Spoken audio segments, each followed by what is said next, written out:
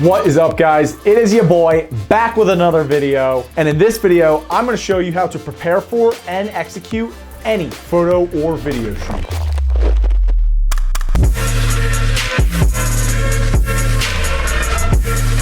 The most important part of any shoot is going to be preparation. So I'm gonna dive into all of that first, and later in this video, I'm gonna give you all of my tips on how to actually execute a photo or video shoot. Let's get into it. Tip number 1, find inspiration. Personally, I do this by going on Pinterest and typing in any keyword phrases that I want to reflect in my shoot. For example, grunge gym, grunge workout area. Let's look at that.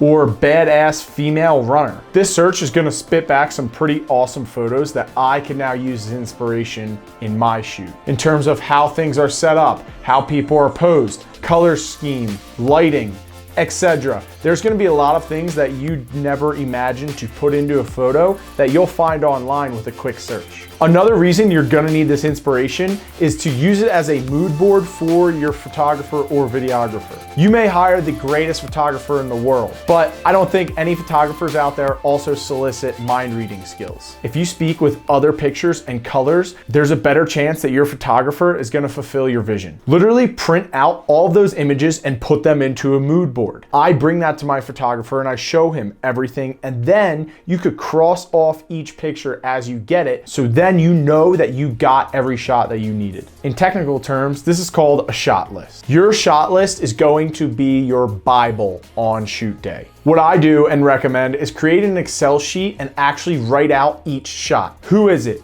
What is it? Where is it? What type of shot is it? Explain the shot a little bit. And now it's really okay if no one can understand whatever gibberish you're putting on this Excel sheet, because you are the only one that needs to understand, because you are the one directing the shoot. Tip number 2, figure out locations. Having a set location is going to further enable you to visualize the shots that you want to get. If it's possible, go to the location, scope it out, check it out. If you're going to a sketchy area, how sketchy is it gonna be? Are the cops potentially gonna come? Are there hunters on this land? Is it illegal to be here? Is it safe to be here? There are many questions that need to be answered before you go and actually shoot on shoot day. You're paying people, they're on your time, they're on your clock. You need to make sure that you're not wasting any of that time dancing around town finding a good spot to shoot at. And while Google Maps might be a great asset and provide actual images of the area, those images might be outdated. And when you show up to an area where you didn't expect a train to be and it is now there, you're gonna be pissed.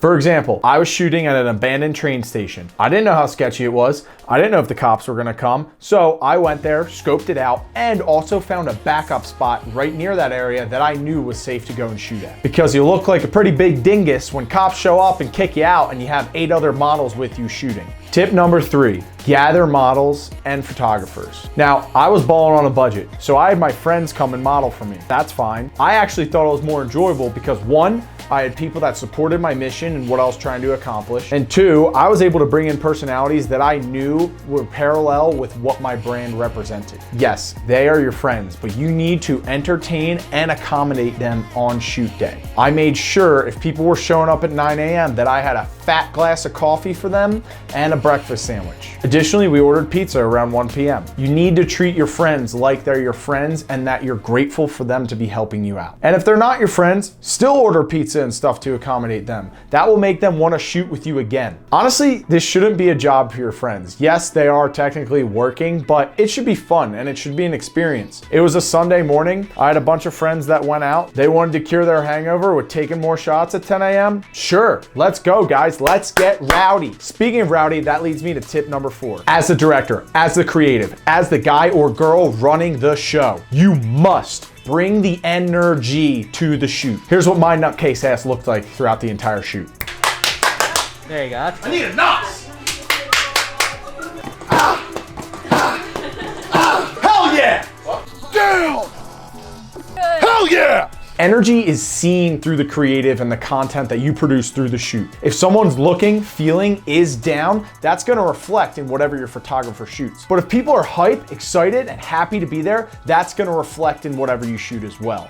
You need to be the person in charge, pushing that energy, because no one else is going to be there to do it. Tip number 5, make a game plan and even a PowerPoint to show to everyone the morning of the shoot. You can't just expect people to show up and know what you want. You have to get that across to them. Here I included things like the tone of what my brand is, the demeanor, how I want them to look. I didn't want people smiling. I wanted people looking a little angry. I wanted tenacity. I wanted hype. I wanted empowering looking photos. I told everyone what I was looking for, and then I told them why I chose them. Everyone there was persistent, determined, and authentic, and they believed in me and what I wanted to do. And by telling them that, you give confidence to that person. And again, confidence shows in the images and video. Number 6, I would have a basic understanding of how to edit photos and videos. Maybe this isn't your job. Maybe you don't actually edit anything. That's fine. You still need to know how to translate what you want to the photographer. Watch this video. Fast shutter, backlit, with him doing it, actually. Okay. Here I tell Austin to up the shutter speed. And what that is when someone's moving, it's not blurry. Because I knew there was movement in the shot and there was a light that I wanted to put behind it, I needed a high shutter speed. So I was able to communicate that to Austin and give him a better visualization of what I wanted. Tip number 7, let your cameraman go to work. Do you want to try and like have her back slightly more towards us, even if she's not fully looking? Yeah, that so like right look there, that at the looks computer, great. Mads.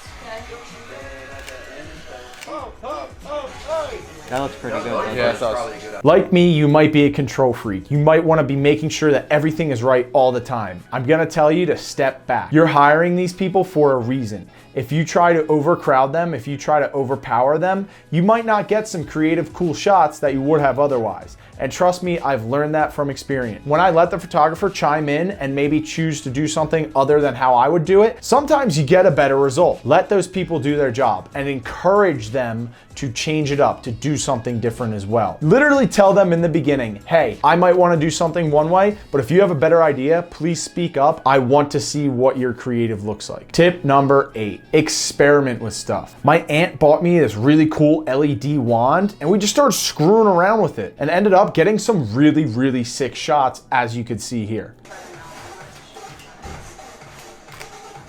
Oh, that's sick. Yeah.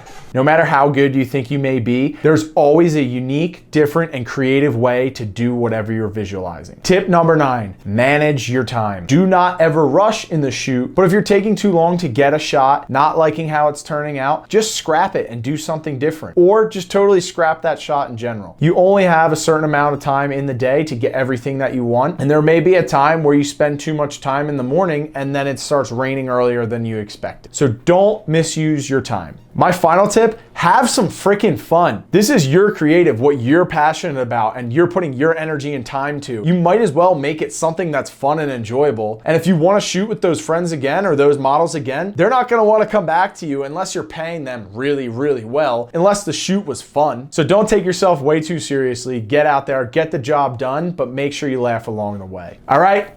That is all the knowledge I have for you guys on how to prepare for and execute a photo or video shoot. Obviously, I'm not the best at this. I'm still young in the game. If you have any ideas, any other comments, any better ways to do certain things I just explained, please drop them in the comments below. And do not forget to like and subscribe. Thank you. Peace.